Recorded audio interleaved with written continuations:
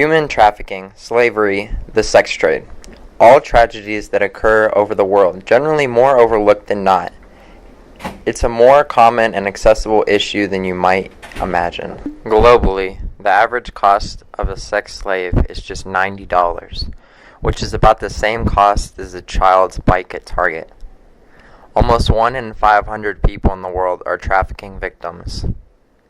It's a form of modern slavery, a $100 billion criminal industry that denies freedom to nearly 21 million people around the world, involved in forced labor at any moment. That's a lot to visualize, so let's just scale it down to San Diego County. How many victims of trafficking are there in just the county?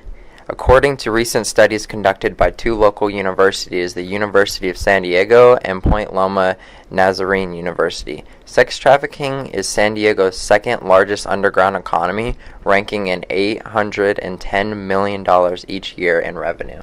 Many of these are connections found through the internet. A surprisingly major way victims are also introduced into the market is by older family members. Human rights and human trafficking experts in Chicago told courts that the 40% figure of people who were human trafficked were sold by their parents wasn't impossible.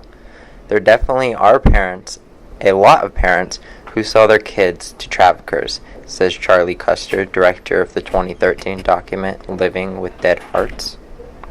It is important to recognize when someone might be living under the trade. The red flags for living conditions of sex victims are possible to detect and important to be aware of. Victims are not allowed to do as they wish and are commonly under the age of 18. Providing commercial sex acts or working unusual hours, it's a sign that suspicious activity is going on.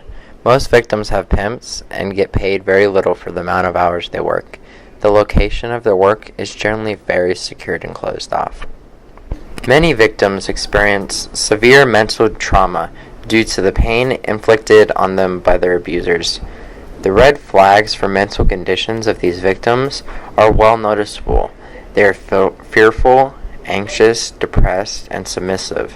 They become unusually anxious around law enforcement and try to avoid eye contact at all times. Physically, these victims rarely visit hospitals as a result of lacking health care. They commonly have signs of physical abuse on their body from confinement or restraint. Police will look for injuries around the wrists or ankles.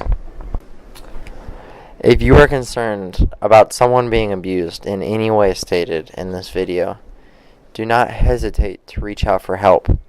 Help can be provided from hotline resources such as www.traffickingresourcecenter.org.